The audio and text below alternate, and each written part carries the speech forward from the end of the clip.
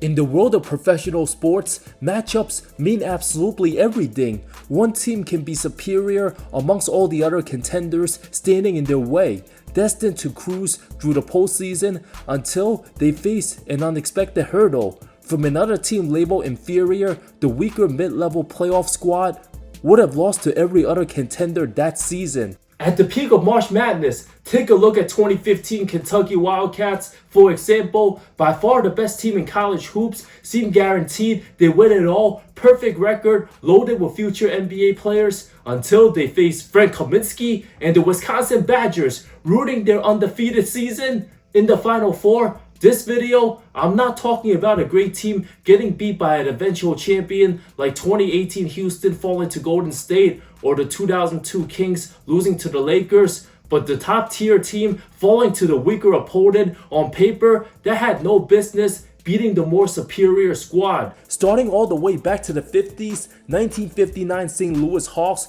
falling to the unexpected Minneapolis Lakers. The defending champs finished with 49 wins, a full 16 games ahead of division rival Minneapolis, before relocating to LA, still trying to find their identity since the retirement of George Mikan. Team finished 19-53 the season before. Led by sensational rookie Elgin Baylor, MVP Bob Pettit averaged over 29 and 16, had two other All-Stars Cliff Hagan and Slater Martin. It was the Lakers rookie Elgin who shined brightest, winning Game 5 and 6 by a possession. This Lakers team came out with the momentum, beating the Pistons earlier round. Baylor's 33-point closeout allowed an improbable final showdown.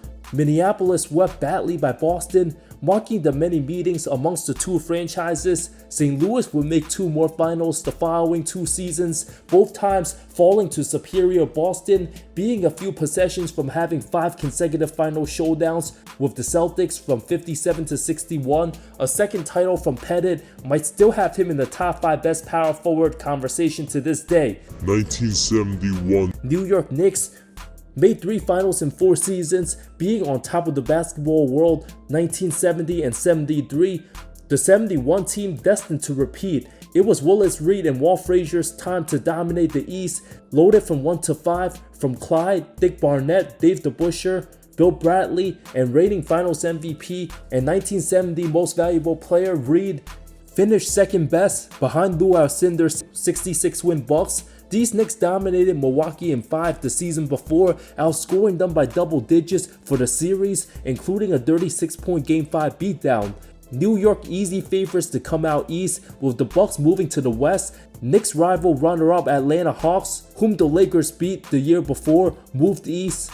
Being 10 full games ahead of Baltimore, coasted through Atlanta round 1 before Reed struggled with some injuries, got upset by the Bullets, led by future Knicks Earl Monroe's heroics, Jack Moran and the rebounding of Wes Unseld, upsetting New York Game 7 93-91 at the Garden. Monroe outplayed Frazier, Moran outplayed Bradley. Despite the team not having 5-time All-Star Gus Johnson for 5 games, the Bullets of course got destroyed by the superior Bucks, swept badly in the finals, losing by a combined margin 49 points. New York beat Milwaukee 4 of the 6 times that regular season, giving Jabbar 1/4 of his regular season losses. The league was supposed to see a classic final showdown with Clyde facing an older Oscar Robertson and Reed matching up with 24-year-old Alcindor. Could have been a matchup for the ages. 1973 Milwaukee Bucks, having the best player in the game, team was supposed to become the next dynasty after winning the title 2 seasons before and falling to all-time great almighty 69-win Lakers in 72, Wilt and Jerry West a year older. It was supposed to be Kareem dominating everybody in a watered-down era, some of the other best players balling in the ABA. The East had the powerful 68-win Celtics and 57-win Knicks. Milwaukee would have gone through the Lakers as it seemed, faced the 47-win Warriors led by Rick Barry and the physical Nate Thurmond. Jabbar's insane averages of 30 points, 16 boards, and 5 assists didn't give him a third MVP due to voter fatigue. Would struggle against the physical Nate Thurmond as his Bucks upset it opening round, his only time in 18 career playoff trips, losing to a team that didn't at least reach the finals, the first big stain on his legacy. Nate the Great held Jabbar to under 23-point average for the series, shutting him down to 43% from the field despite playing 46 minutes, resulted in a 4-2 Golden State stunning upset. Here's Kareem a few years ago talking to Ernie Johnson on the Great Thurman. Who gave you the hardest time defensively when you were playing? Nate Thurman. Yeah. Nate was big, agile, and he knew how to play defense. He'd try and take that side away from me. So I remember the first time I played against Nate, I got 5 points and 5 rebounds. Played almost the whole game. Wow. In the Cow Palace, Nate just took me out of the game. You're coming out with me. I had to do some homework on Nate. 1976 Golden State falling to Phoenix for selfish reasons. The reigning NBA champs could have been the first team in the 70s to repeat, but the arrogance and nasty Rick Barry. It really wasn't the matchup that ruined the Warriors' repeat hopes, but one altercation shifted the momentum. Game 7 conference finals, the improved core lineup of Bush Beard, Jamal Wilkes, and Clifford Ray allowed the team to have balance with Rick. Barry did most of the scoring. Barry, a very similar style to Luka before Doncic, being arguably the most complete offensive forward in the game up to that point, finished with a league best 59 wins, 5 games better than the rest, 16 games above any Western Conference teams, easily crushed the Pistons in 6, met a tough matchup with the young Phoenix Suns led by Alvin Adams, falling in double overtime game 4 thanks to Keith Erickson's 28-point explosion off the bench. Golden State's 3 wins, super decisive, including a 16-point game 5 victory, but the 6th game, Alvin Adams hit a go-ahead game winner plus a defensive stop, propelled the Suns to a 105-104 victory, forcing a decisive Game 7, a series that shouldn't have went past 5. The hot-headed Barry got into a fight with Ricky Sobers. During the skyfall, Barry realized at halftime after watching the tape, none of his teammates came to his defense. Pissed off, Rick then purposely passed up shots in the second half, sabotaging his squad. Only 4 second half points, arguably cost himself another title. His team got outscored by 14 the final 24 minutes. A series with the Celtics in the finals would have been compelling. One will never know. Barry, the superstar, hated by teammates and many players around the league, but respected by fans. A couple choke late game situations with an unnecessary incident cost an all-time great even a better legacy.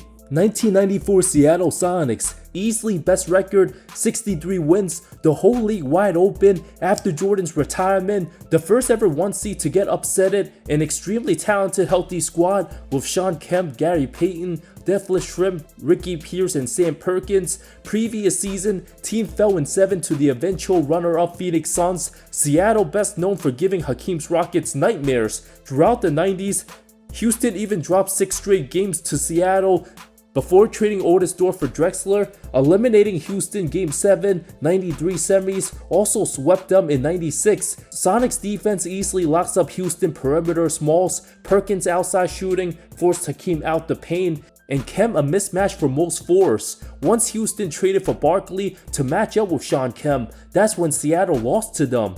Having 21 more wins than first round Denver, winning the first 2 home games easily, needed just 1 more victory of a possible 3 to advance. Game 4, up 3, 45 seconds left. Kemp choked 2 free throws. Nuggets tied it with a 3, sent it to overtime. Sonics, a league best 37-4 home record. The final game of the series, Unsung Heroes bench stars Robert Pack and Brian Williams scored a combined 40 points. Williams 19 boards. Nuggets demolished Seattle on the glass 58-36. Pack went from undrafted bench warmer, dominated in the comeback, the best game of his career, catching everybody off guard. Mutombo blocked Kemp's layup late OT, played lockdown defense down the stretch. Had this been a best of 7 series, Sonics likely win. The Nuggets ended up falling to Utah round 2, a team Seattle beat 3 or 4 times that regular season. Sonics literally overdogged this matchup. Denver's role players too big and physical, shutting down Seattle's guard to attack the rim. Any of the other teams Seattle faced in either conferences likely would have won and became champs. 1995 Sonics, another disaster of a first round absolute travesty collapse. A loaded year with insane parity, only team to truly match up with Hakeem's Rockets well. 57 wins, tied for 4th best in the league, fell to the 5th seeded Lakers. It was Nick Van Exel, All-Star Cedric Ceballos, and Vlade Divac who sent Kem and Peyton packing. LA won Game 2-4 by 2 possessions or less. After Seattle's 25-point Game 1 win didn't matter. Van Exel's amazing 34-point, 7 3-pointer Game 4 closeout left everybody speechless. LA later lost to San Antonio in 6, a team Seattle super capable of beating. George Karl's squad then labeled as chokers before finally making the finals the following season, falling to the 72-win Bulls.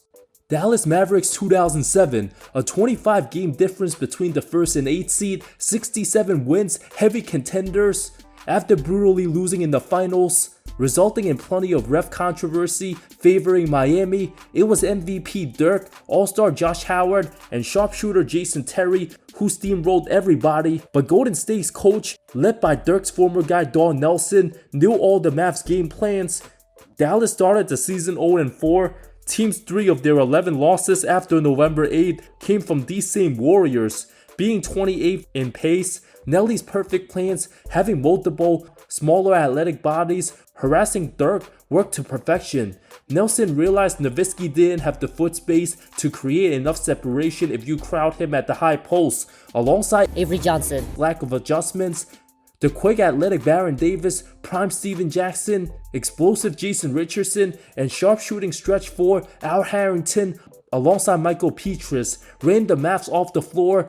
Davis' 33 points Game 1 left a strong message. Dirk went 4 of 16. Arco Arena sounded louder than the NBA Finals. Dirk's lack of defense, not knowing who to guard, became an embarrassment, looked clumsy, a disgusting 2 of 13 closeout Game 6, the most humiliating MVP announcements days after the series over. But for a long happy ending, this series made Nowitzki a much stronger player in preparing for his 2011 dramatic title run. Many other stars would have joined his super teams and left. Nowitzki a real one for earning a ring the hard way. Dallas' biggest test would have been San Antonio, the team they beat the previous semis in 7 games while not having home court. Golden State lost to the bigger Utah Jazz, a team Dallas would have easily beaten. The finals matchup that year with Cleveland would have been a cakewalk. I'm not including 2011 San Antonio, Ginobili hurt round 1 upset loss to Memphis. The way Dallas was balling, there was no way a banged up Duncan was gonna beat a hungry Nowitzki. San Antonio would have lost to young OKC in the semis. Honorable mentions, 1981 and 86 Lakers losing to Houston both times. Moses and Hakeem got the best of Kareem. LA would have lost to Boston in the finals anyway, without a doubt.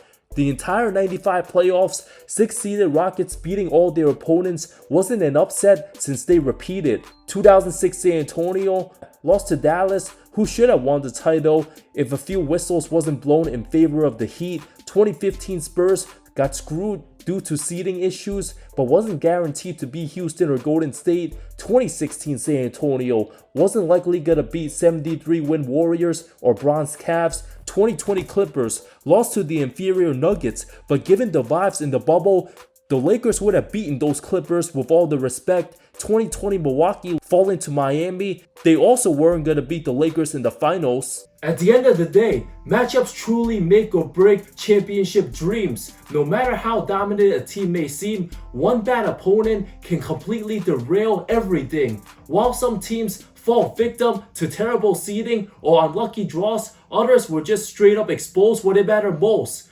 What do you think was the worst matchup disaster in NBA playoff history? Let me know in the comments below. If you enjoyed this breakdown, be sure to like, subscribe, or hit the notification button so you don't miss out on more in-depth analysis. And I'll see you next time.